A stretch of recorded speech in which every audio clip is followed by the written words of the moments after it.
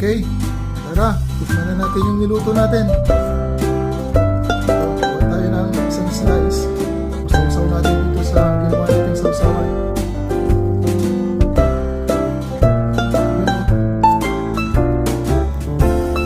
Okay mga idol, para po sa inyong lahat.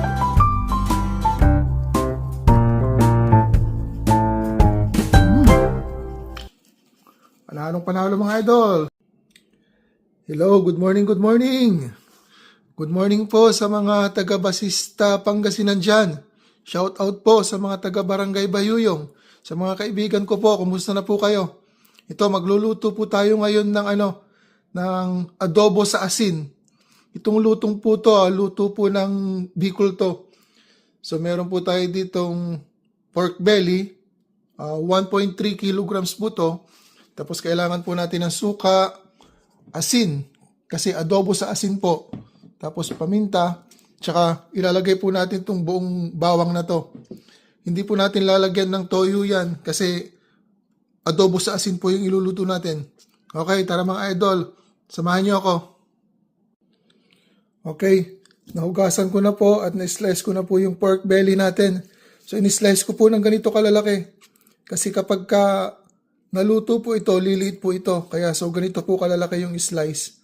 Para pagluto, saktong-sakto lang po yung laki niya. So lalagyan po natin ng asin.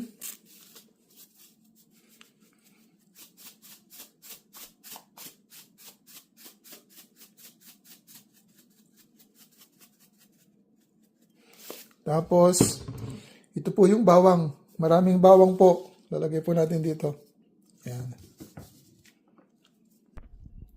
Tapos lalamasin po natin ng ganito para kumapit po yung lasa ng bawang tsaka asin sa karning baboy natin. Yan, nasa kasirola na po. Tapos lalagyan po natin ng tubig. Yung saktong tubig lang po. Kung gaano po kataas yung karne, ganun din po yung ilagay nating tubig. Palalambutin po kasi natin yung karne hanggang sa maubos yung tubig nito. Tapos hihintayin po natin, ituloy-tuloy po natin yung pagluluto hanggat sa lumabas po yung sarili niyang mantika. Kaya takpan po natin. Palambutin po natin yung karne. Tapos hintayin po natin lumabas yung sariling mantika niya.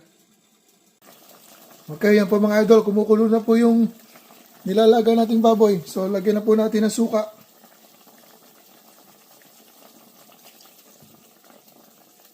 Yun, okay na po yung ganon. So, hayaan po muna natin kumulo. Saka natin haluin. Okay, tara haluin po natin.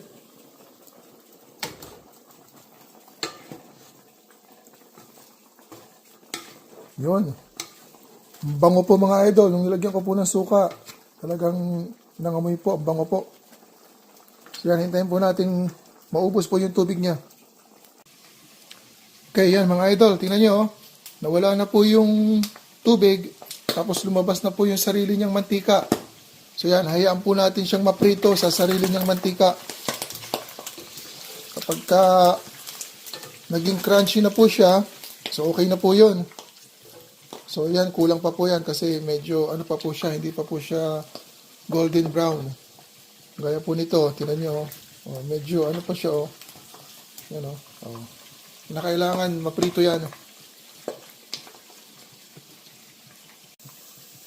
Okay, luto na po yung adobo sa asin natin. Hindi po natin kailangan gawing crunchy kasi hindi po siya pritong baboy. Adobo sa asin po yung niluto natin kaya hindi po natin kailangan gawing crunchy. Tara, gawa po tayo ng sausawan nito. So ito po yung sausawan na ginawa ko.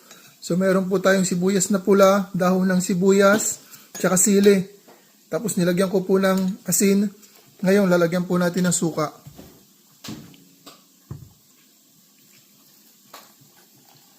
Yan. So ito po ang sausawan natin dun sa adobo sa asin natin. Okay mga idol. Tapos na po tayong gumawa ng sausawan. Tapos luto na rin po yung adobo sa asin natin. Mga idol, yung mantika po nito, huwag niyo pong itatapon. itago po ninyo kasi pagka nag-fried rice po kayo, napakaganda po nitong mantika na to. Malasang malasa po yung fried rice ninyo. Kaya huwag nyo pong itatapon. Okay, tara, tikman na natin yung niluto natin.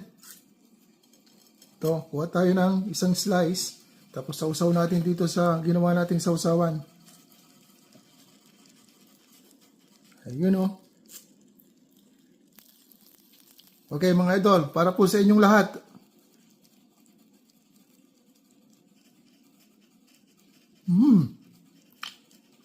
Panalong panalo mga idol. Saktong-sakto po yung sausawan. Tara, kain po tayo.